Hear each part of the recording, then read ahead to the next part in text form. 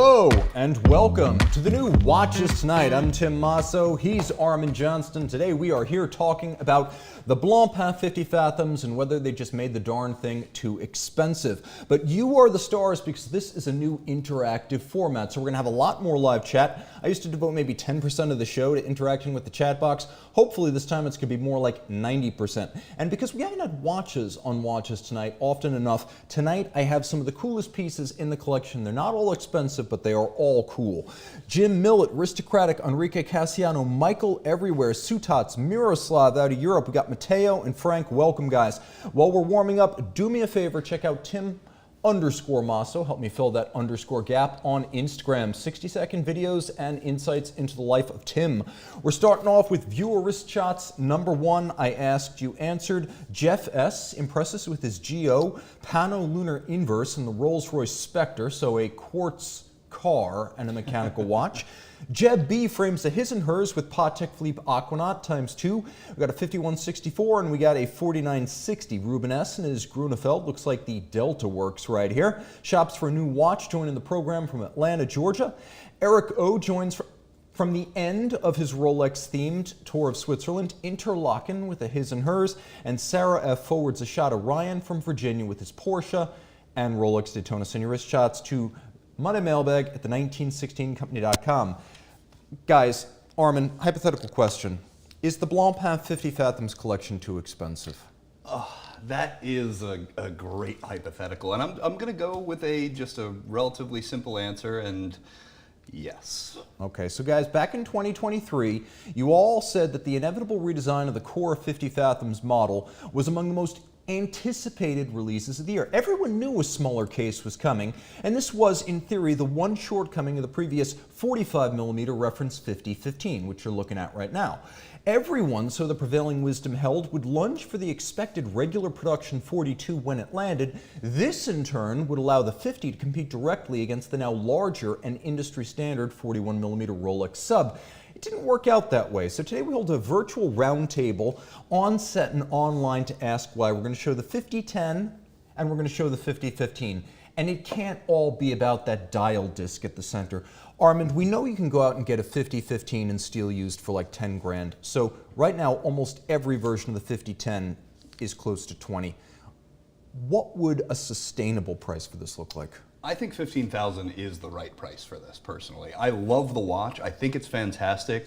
Does it have shortcomings? Yes, I would like some micro adjustment in the bracelet. However, I love the movement. I love the rotor. The rotor might actually be my favorite part of the watch. You know, the 430 date isn't my favorite, but to each their own. I understand people liking it being tucked in there.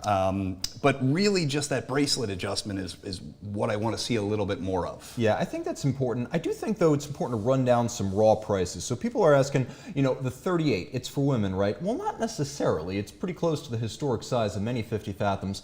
So no, they're not pitching it as a ladies' watch, and you don't have to get the mother of pearl dial. So on a bracelet in steel, what does it cost? $19,500. Now, that's the reference 5007. If you want to get it on a strap, it's not a whole lot cheaper because you have to get it in titanium on the strap, and then it is $19,800. Then we jump to a 50 Fathoms 5015, which last we saw of it in titanium is $18,600, still cataloged. And then we've got the 5010, which is the 42.3 in titanium, and it's $20,200.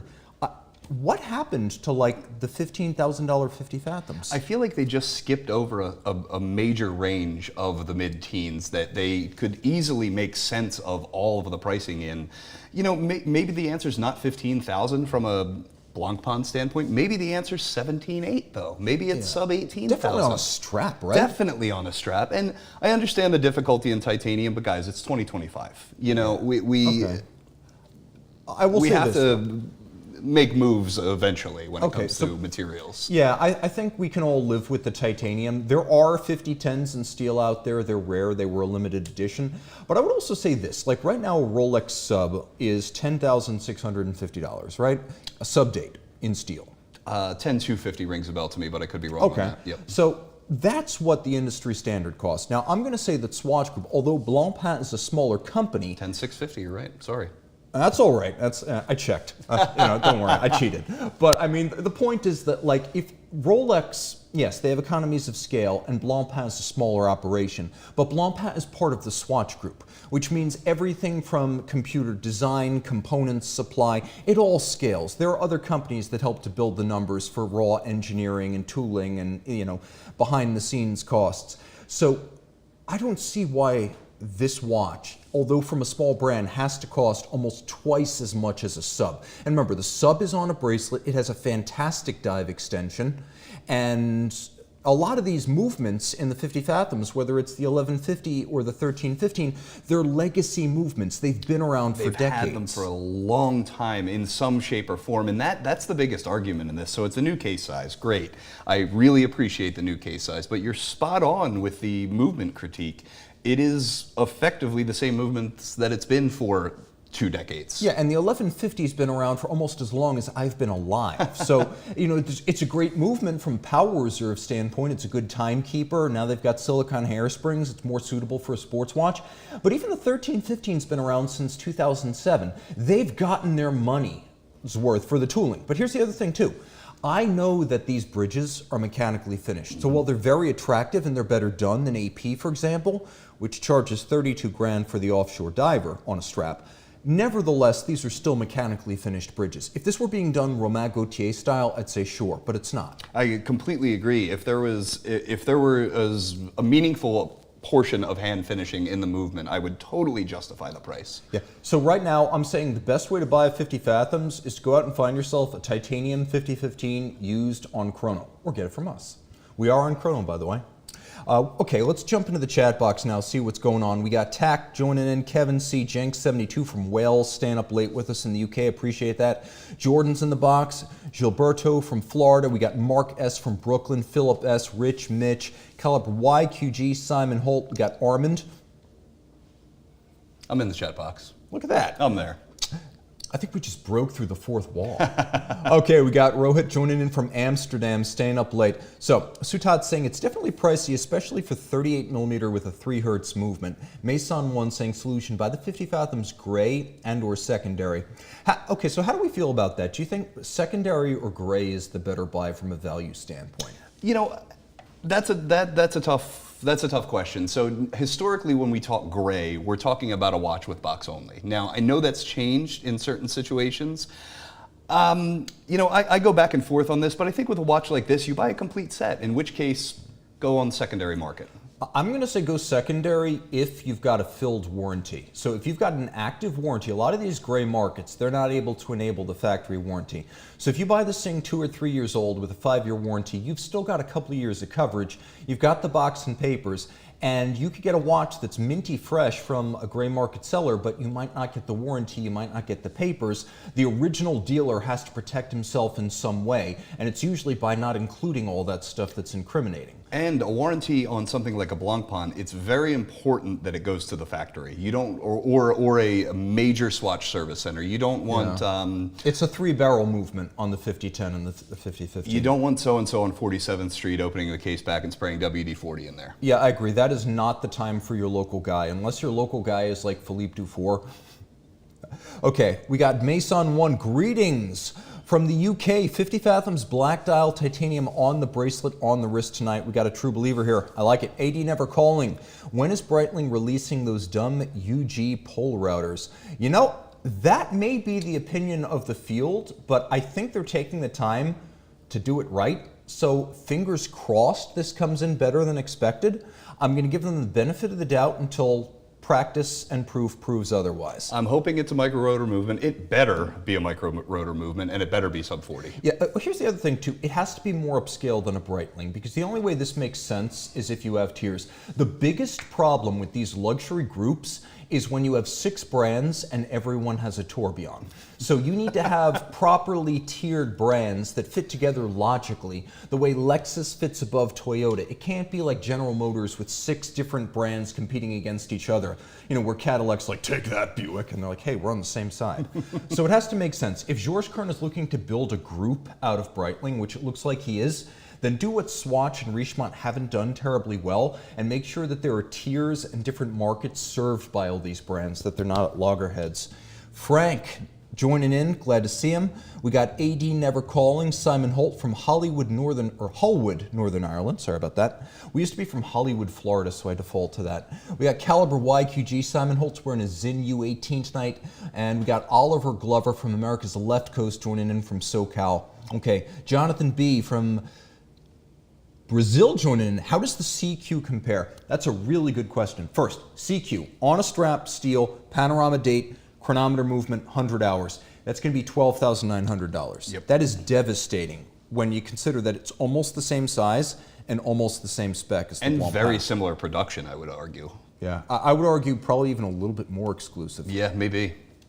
But yeah, 12,000. If you want to get if you want to compare the right CQ, which is the deluxe movement, the big date, the 43.2 millimeter case, you compare that to the 50 Fathoms, which is firewalled damn close to $20,000. The GO is $12,900. That's on a strap with a clasp. So I'd say the GO blows it out of the water on price. You're getting similar finishing. You're getting a really, really apples to apples comparison in that. Actually, that's a super fair comparison. Yeah, I think maybe there was a time when the 50 was 45 and you could say, oh, well, they're not exact comparisons. Now it's a lot closer.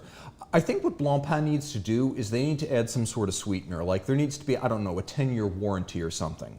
Because if the watch isn't truly handmade, and we know it's not truly handmade.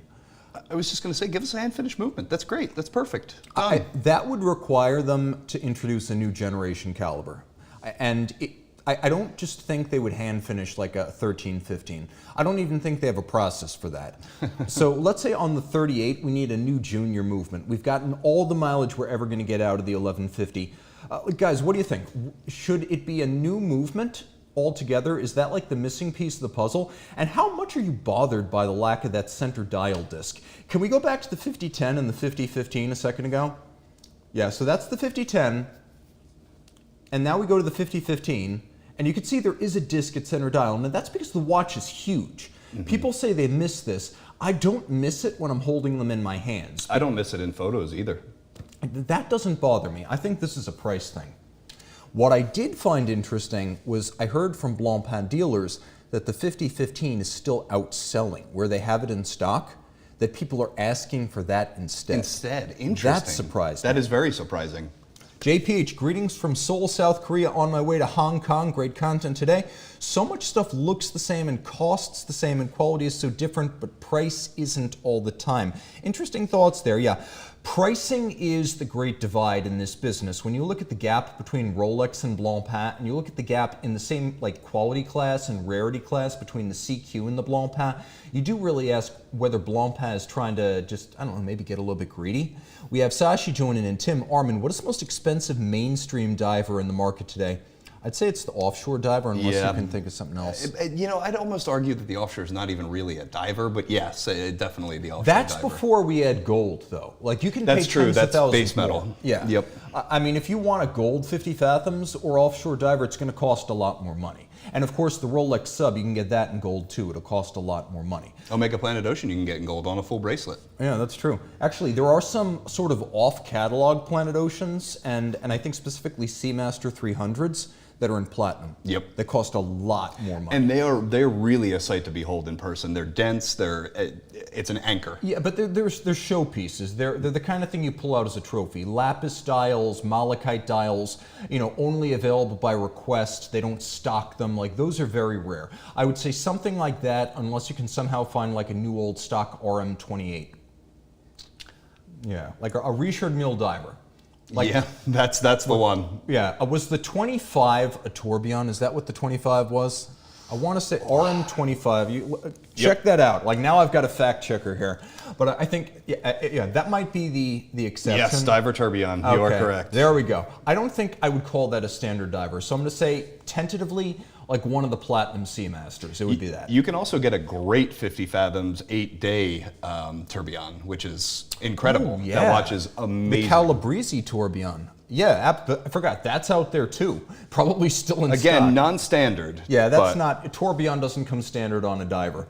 What else is going on in the box? We got Robert Wood from Austin, Texas. We got Rakesh joining in. What about a Sea Dweller in gold? Yeah, that's on that list. That's definitely on the list. Although I don't think it's the Sea Dweller anymore. I think now it's the Deep Sea. Deep Sea. Deep That's Sea correct. is its own standalone line. All right, guys, now we've discussed this. Viewer wrist shots number 2. Gareth joins from Birmingham, England, a man after my own heart. Oh my God, I wish I was there. Ozzy's farewell concert, which might wind up being the greatest metal bill of all time if you count everyone on the bill. And then he's got the old Zenith Day fight. Terry Nataf would be very happy. Ozzy and Terry Nataf, you'll see them both when you go to hell. I kid. That's where all the fun people are. Jim M takes a triple take, I should say. Sartori Biard SB07 Rolex Hulk, and we've got the IWC Ingenieur F1 the movie edition, which I actually think is pretty cool. It is cool. I think it looks good. I don't know that the tie-in to the movie is like going to help it or hurt it, but I think it's good because it looks good. Yeah, I think they nailed it with the color, even though, I think green is getting a tiny bit on its... Yeah, I think it's in its 15th minute. Yep. I think the green now is more mold. I say wearing a partially green watch, which I do love. And on a strap, too. I don't know if we're allowed to show that watch. But I also like the yellow gold indices and hands on the F1 edition. And people ask me, where can I get the movie watch? And here's the clincher, guys. You actually can't. The movie watch is a prototype and it's a mock-up. This is as close as you can get to the movie watch. And the idea for the movie watch was, can you make something that's somewhere between a Royal Oak and a Nautilus? And, I've seen a lot of people online give the movie watch a lot of credit, which I don't. Okay. Because we don't have a really good picture of it either. We don't. No, I know. And I also don't give credit to saying, hey, can you just take 2 of the hottest watches and jam them together, and then that's exactly what I want? The funny thing is, somewhere between a Royal Oak and a Nautilus basically is what the Gerald Genta Ingenieur is. Okay, we got Matt R. and his JLC Polaris chronograph hanging out with the family at Longboat Key, Florida. Wish I was there. Stephen E. keeps the summer camp Ford bus warm and on time with the JLC Master Control Memovox shuttling the kids around for summer. And Nathaniel K. from South Florida heads to work with his Rolex CPO Day 2. He's got sapphires, he's got diamonds, he's down in Old Fort Lauderdale. That's the works. Brave man, too, in a Florida summer, walking around with a full suit. All right, guys. Send your wrist shots to Monday Mailbag at the1916company.com to see your wrist on our list. Today was the day AI invaded my Facebook group. It seems we hear and read and watch news about AI encroachment on a daily basis. It's going to take jobs. It's going to make investors rich. It's going to make education worthless. But does it add any value for normal people in the watch community? That's the question I confronted this morning on my Facebook group when I woke up to discover that active discussion threads astroturfed by an unwanted AI presence using my name were basically already rife on the page, and people were not happy. And I was hearing it from them. Well, it's cute, but remember, the underlying technology is not. The group members were about as thrilled to see this as I was, so I deactivated the bot and made clear to the members that this wouldn't fly. Now, I can't imagine why all this AI spam is suddenly being forced onto online platforms where it's not wanted, but I posted my response to confirm that I didn't do it and would make every effort to keep the group's discussion organic and user-driven. And I'm fairly sure that I managed to pull the plug for now. So with that said, does AI have any appropriate role in the watch world or the watch community? We talked about this on a somewhat recent podcast. I think it was 2 or 3 weeks ago. And I found, in my experience with my team here at headquarters, any type of quote-unquote AI, and I use that term loosely, everything that we have now is not AI. Let's make that very clear right from the go. It's text aggregation, it's text generation. It has been wrong in some way in almost every question that I've asked it. Which means it would be perfect for writing auction catalogs. I think that's established beyond a doubt. Christie's, Sotheby's, have at it. I mean, when you want volume without quality, that's definitely the way to go. So let's, before we jump into that, let's jump into what people are saying. Mason 1, reportedly people are going into Blancpain dealers to look at the 42 and end up buying the 45, reference 5015. That 50 Fathoms case wears smaller than you think, which I agree with. I actually think that's true. Rich Mitch, what will be the next watch the 5 Hertz Rolex movement will go into? Okay, so you're talking about the new almost double direct impulse escapement in the Land Dweller. We can't talk too much about that, but I would say give it a little bit of time. I think this was launched on a low volume product for a reason, and they want to prove it first. Also, we have Fernando in the box. Hi, Tim was able to catch you live, and we're happy about that. Abdul from Germany staying up late. We've got Ali Reza. Are there any Breguet tradition without silicone hairspring? That's a really good question. I'm not sure about the tourbillon models, but I think that would be the only tradition that's not. I'm not 100% sure about that one. Remember, they found a way to make an overcoil out of silicone, and their idea was basically to clamp two pieces together. So they did overcome that problem. That's not a common one. Moto Gunner said, I'd take a CQ Pano date for sure, though a 50 Fathoms is a grail regardless of price. Do you see anything in there I'm missing, Armand? No, you're doing it better than I could. Okay. And then we have Steven saying, Ozzy has retired as many times as the purported Pepsi retirements. But here's the thing, though. This time it feels for real. Like, there's a reason he wasn't standing. This time it almost has to be for real. Yeah, like, at some point, you know, times do. And let's just be happy we had him as long as we did. Very fair point. And in the public eye as long as he has been, and still performing as long as he has been. How amazing is it that everyone in Black Sabbath, like classical Black Sabbath, is still alive and able to perform? Like, that's incredible. How many grunge bands from the 90s still have more than like 1 or 2 members alive? Metal, they were a different breed. They took different drugs. Okay, we got Ben 10. Love seeing the Memovox in the wild. Brian Scott, I'm waiting on a Yachtmaster and titanium from my local AD, hoping for Christmas. Armin, why don't you show us what you got right there? Because I know some people haven't seen this watch. Yeah. Hold it up for the camera. So this is a 126720 VTNR. Now this came on an Oyster bracelet. I currently have it on an Oyster Flex strap. Which it's just kind of a fun summer thing. I put it on a NATO from time to time. I am starting to miss the bracelet, so I'll level with the crown. I'll level with everybody. I'm starting to miss the bracelet. We got a sub on, I believe it's a sub on an Oyster Flex coming up later in the show, so stay tuned. We got a comment from Watch Enthusiast. Honestly, who's going to buy the 50 Fathoms at list? All of them are too expensive. Like I said, if they did like a 10-year warranty, which in a world where Oris does that, everyone should, but I think that would at least offer some real benefits, or make the first service Are they free. still at 2? I think they're at 5. Okay, I thank think, goodness. Yeah. Okay. Initially, they did 5 out of the boutique, but I think they're at 5 across the board now. We got Kevin C. Want to get a Seiko Belmatic, but is it worth it? Yeah. And how much are you risking?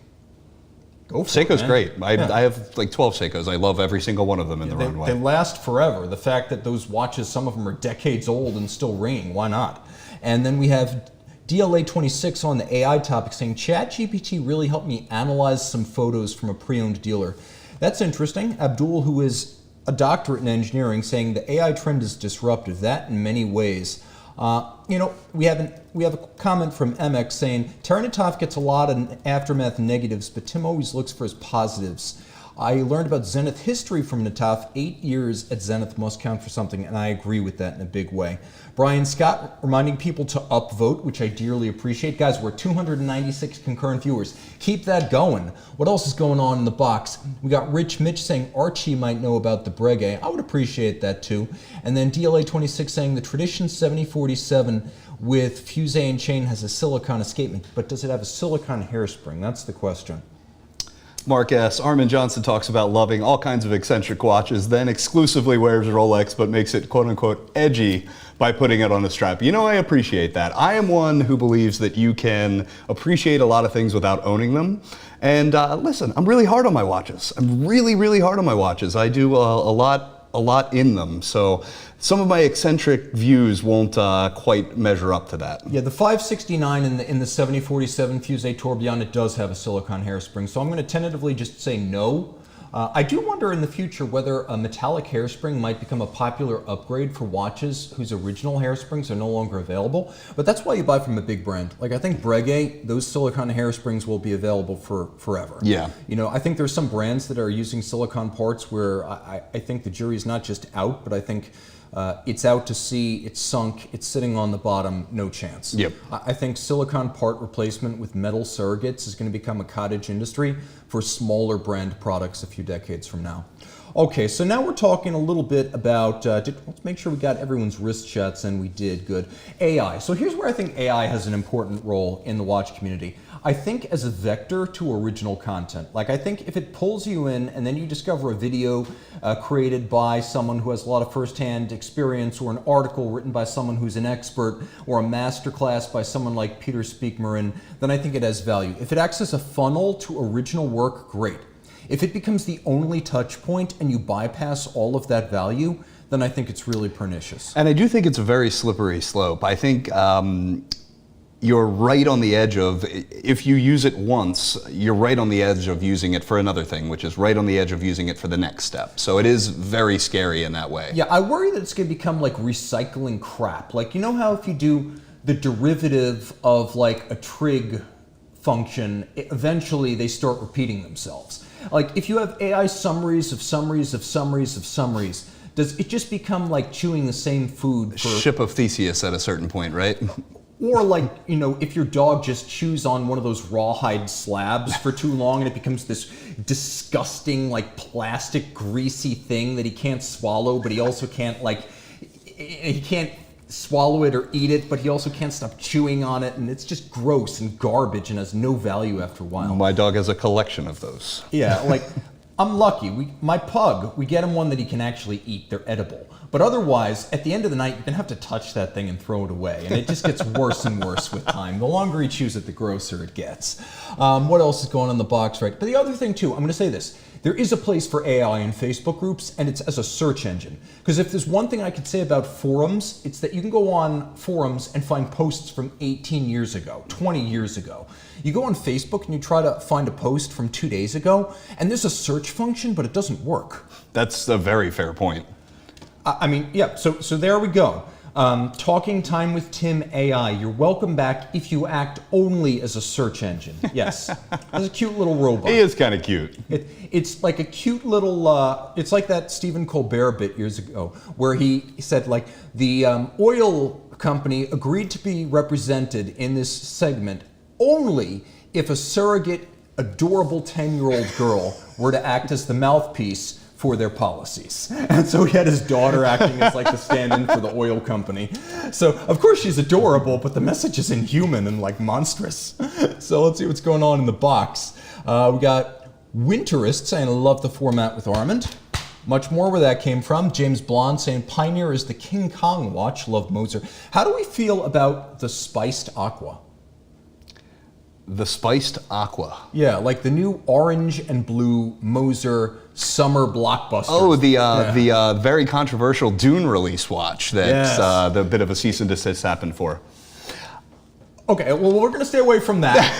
But no, I think it looks cool. I think if you're Moser, if you're going to go in that direction of more and more dial colors, that's actually a good one. I saw them in person. I do think at some point I'd like to see maybe a little bit more diversity of movements and models and stuff. That's my critique with the brand. You know, I'm one that really likes colors. I like fun color combinations. I think the blue and orange is very cool. I think there's a lot of great combinations, but I really do want to see just different complications. I want a chrono. I want more. Great examples of doing that. The Streamliner blue enamel. The Streamliner small second blue enamel. New movement, new case size, new dial. Absolutely insane. Yep. What they're doing with Haute Lance right now, with stuff like the Retrovision series, absolutely insane. Another good example would be the collaboration with Messina Lab with the Endeavor Compax chronograph. That is the best looking chrono anyone has put out in the last 2 years. So I am on the completely opposite side of the line on that. You don't like that watch? I do not like the watch. I should run and get it. And I don't know what it is. There's something about the proportions to the pushers, to the case, the spacing. There's something that's just off to me. So I'm glad we have a dissenting opinion on this one, that's actually. good. We're not on, I don't pay him. He pays me. He's in sales. That's how that works. What else is going on? We have a comment from Watch Mike Doe saying, I just got a Pug Jack Russell mix named Moser. That's a great name. Immortalized in pug breed or pug half breed. It's like a hybrid. It's the best of both. It's like the new Jurassic Park dinosaurs. How much do you want to see the D-Rex? The D-Rex. I gotta see it. I need to see it. The dinosaurs aren't exciting anymore. Now we need mutant dinosaurs. All right, we got Abdul saying, we're working on a lot of AI applications for the services in manufacturing and automotive industries here in Germany, but I think it will definitely eliminate a lot of jobs though it increases efficiency. Question from watch enthusiasts: what tools are you using to take non-quick release bracelets apart? So you mean, how are we detaching the bracelet?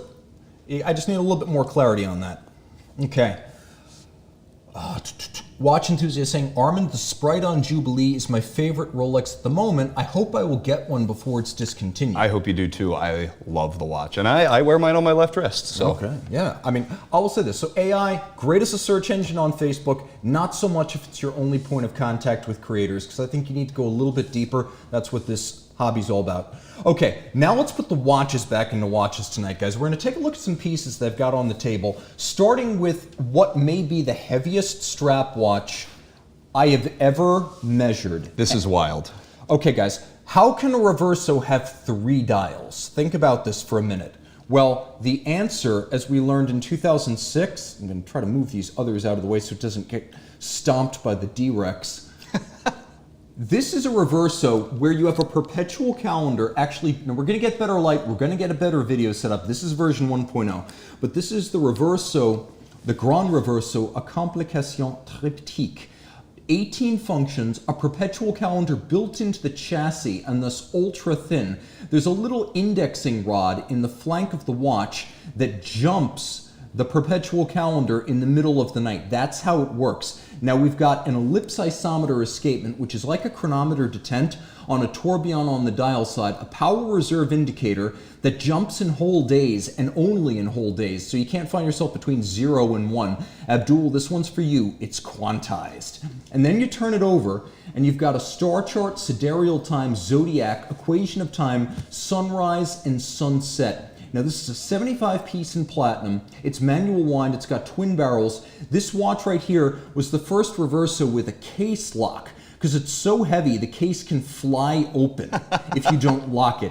And if you're wondering how heavy, 312 grams. Armin, what do you think about this? Now, I just want to specify that 312 grams is watch head only, you said, correct? Well, it's a strap watch. So I did measure it with the strap. I did measure it with the clasp. With the deployment, okay. So a hefty weight there. I think this will be the uncontested heaviest strap watch I ever weigh. I know of watches that are heavier, but they have bracelets. This is going to be the limit, I think. This watch is absolutely outrageous. It is, it feels like a cuff on the wrist. It legitimately does not fit me, but it's a mechanical marvel. It's outrageous. The, for lack of a better phrase, the crossbow-shaped bridge of the tourbillon, I'm being mesmerized by it. It's gorgeous. It's amazing. Yeah.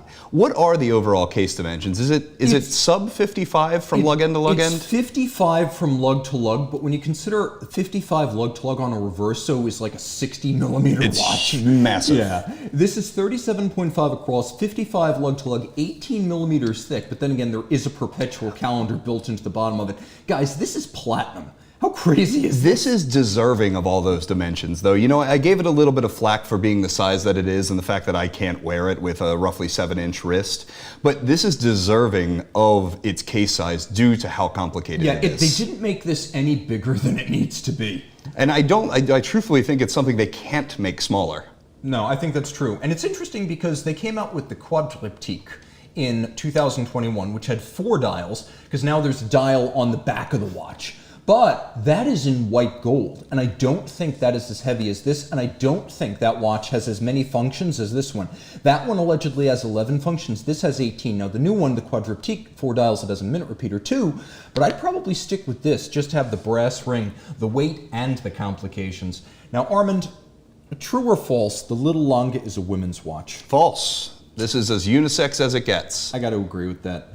I love this piece. Okay, aventurine. Tell me about aventurine here, because I think we're a little bit burned out on custom dials on special watches, but this is not your run-of-the-mill aventurine. One-off pieces in general, I think we're burnt out on the kind of special dials, but the aventurine like this is something that is a little bit different from watch to watch in the best ways. It's not overly custom. It's not overly reaching into that realm of like, oh, look at this specific material. We can only produce one dial out of this. It is something that's special in its own right while being unique. And the other thing too is I've seen a lot of like aventurine caseback silver Snoopy 2s. This is a much more vibrant and effervescent aventurine. Now it's on a sterling silver base because this is longer. The watch is 36.8 because it's a little longer, but you can see it's also a moon phase, which is why the aventurine seems thematically perfect. It's 44 lug to lug, so it's a nice size. It's under 11 thick. The movement, I'm going to say this is a rare case where a longer movement is not the highlight. I think it's actually the dial. And the German silver takes finishing beautifully. The movement is beautiful. It's finished to longest standards, but you're right. The dial really lights up with excitement. It's gorgeous. It's different in different lights. It appears black with kind of quote unquote star like a star pattern almost with the metal with the flecks, and in the sun. Which I think we both looked at this in the sun. It absolutely explodes. The irony of a watch that is a moon phase is that it's really at its best in the sunlight. You can see this is a good size for a person who prefers a smaller watch. There is this sort of like this phrase that's making the rounds where people tend like the smaller the watch, the more expensive it is. And while it doesn't quite square that way, there is something to be said for the idea that, I don't know, Invicta does not necessarily speak to the value of the watch by means of its size. And I used to have this watch case that was designed for oversized watches, and the pillows were so big I couldn't fit my JLCs on them.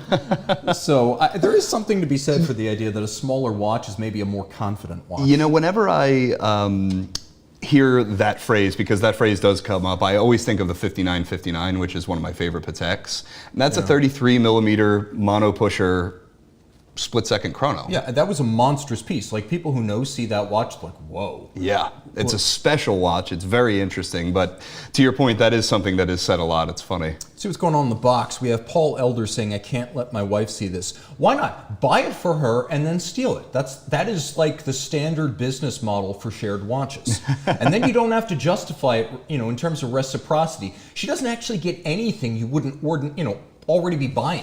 Like some guys, they say, well, something for me, something for you, and then it's going to trade 4 to 1, where I'm going to spend 4 times what you spent. But if you buy her the watch and then you take it, it's like a two-way swing. That's true. Okay, we have a question. Fair price for a Duomet. Eric, I'm going to need to know which one you have in mind, but Armin's definitely got the idea. He'll definitely be your guy for that. Okay, let's say chronograph, rose gold, ballpark. Sub 30 for the most part, I think. I would say high 20s to low 30s. Depending on complication, these can go as low as $20,000, which is an absolute steal. I truthfully don't understand it. And the discontinued Duomets are, in my opinion, inarguably better than the current production, which I am very happy to see back. Yeah, I'm glad they gave some attention to the collection, but German silver movements, guys, there's a before and after with Duomets, and that's the before and after moment. So, guys, value for under $20,000? How about Patek Philippe level movement decoration? Now, like I said, we're going to get better cameras, we're going to get better light, but I think one of the best values out there, the Mont Blanc Minerva pieces. Mont Blanc, of course, has 2 factories, one in Villeray, one in Le Loc. Villeray is Minerva. It makes a few hundred movements a year. Le Loc makes 100,000. Now, this is the 1858 mono pusher. So, steel, 40 millimeters, column wheel. It's got a lateral clutch, overcoil hairspring. This is a big slow beat rate, 55-hour power reserve. Inner angles, you got them. Outward points, you got them. Fully loomed, you better believe. 40 millimeters steel and 100 meters water resistant. This is proof you do not have to sacrifice. Like we're talking now, what Blancpain is asking for a dive watch. I am admittedly not the biggest Mont Blanc fan. I love this watch. Everything about this is spectacular. The little devil's tail detailing, it gets me every single time. I could look at this movement for days. Now that is the Minerva symbol, but everyone calls that the devil's tail. It has 3 outward points and 2 inner angles on a tiny surface in steel. So you may be considering a Duomet, but I think in terms of finish, this even one-ups the Duomet. Okay, not necessarily a super expensive watch, but one of the buzziest brands of the last couple of years. By that I literally mean the last 2. Atsuka Low-Tech, Jiro Katayama out of Tokyo, basically. And this is the number 7.5. So what you're looking at is almost like, you know, Giuliano Mazzulli and a wire lug Radomir and Vianney Halter Antiqua all had a baby, and this is what resulted. And this thing's absolutely wild. It's built on a Miyota base, and so it's Katayama's module on a Miyota base. Jump hour, scrolling minutes and seconds. It's only 40 in diameter. It's only 45.9 from lug to lug. You can see it's got a Miyota movement on the back, 40 hours automatic. Nothing to write home about, but all the action's on the dial side. These are very, very hard to get outside of Japan. Some of the best features, if you look, you can see that the top has been media blasted and then the flanks are satinated. And also that it's a monoblock case. There's no separate upper case and lower case. There is a case back, but there's no separate bezel, so it's a really seamless look. Very saucer-esque, very early camera-esque. I love the design of this. I think this is so much fun. It also, it speaks for itself. It's a, you know, I would call this an original design, despite, you know, pulling from maybe Vianney Halter a little bit. Everyone draws from inspirations. Vianney Halter had a guy design the Antiqua for him, you know. And this just does it in such an organic way. I really love the that you pointed out the kind of monolithic nature of the case, because it's very saucerish. It's very space aged, and I like the 5 and the 6 a lot too, but I think this might be the more wearable option, not the more legible option, the more wearable option. It is smaller. I measured it. It's smaller, so that's definitely true. Other comments coming in. We have Robert Vittoria, who agrees with you. The 7.5 looks more like an old camera. Mark S. says it's a mutant. And then Kevin C. reminding us that Invicta for many is the gateway to collecting luxury watches, and that's certainly how it was for him. So I don't mean to slight them at all. If you love them, again, I think every watch is a good watch if it's your favorite watch. And I think a lot of people ignore the actual history that the brand Invicta does have. I think kind of stopped in the 50s or early 60s, but I would love to see Invicta make some for the old guard and then some for the guy who goes on the Invicta cruise. Okay, Daniel Roth, Extra Plat. This is the follow-up to the Tourbillon model that bowed back in 2023. And this is the regular production version. The Souscription has yellow gold, different color dial, and a solid case back. The rose gold, significantly, has a display case back. Now you can see that La Fabrique du Temps is doing a beautiful 65-hour manual wind movement. They're doing the dial too. It's both white and rose gold, 35.5 by 41.8 lug to lug. This is a really nice piece. Gorgeous. It looks like there's a little bit of engine turning on there too. It's a killer, this watch. It sits well. I really love how LVMH is custodying the brand. I think they're doing everything right with it. I'll say this, the only thing I don't love about it is it's called the Extra Plot, but I did measure it at 8.1, so okay, not perfect. Also, welded lugs, much more friendly to a wrist than the original Ellipso Curvex case. I think that is one area where it is unarguably better and tangibly so. All right, jumping into the chat box. TrapVision 3D saying that's one of the most interesting watches I've seen this year. And then Mark asked him, why do watchmakers use Roman numerals in a different format than we learned in school? So Watchmakers 4? Yeah, the Watchmakers 4. First of all, not everyone does. You can particularly find some Pateks that don't periodically. It's just aesthetically preferable, and it comes from clockmaking, so it's as old as timekeeping itself.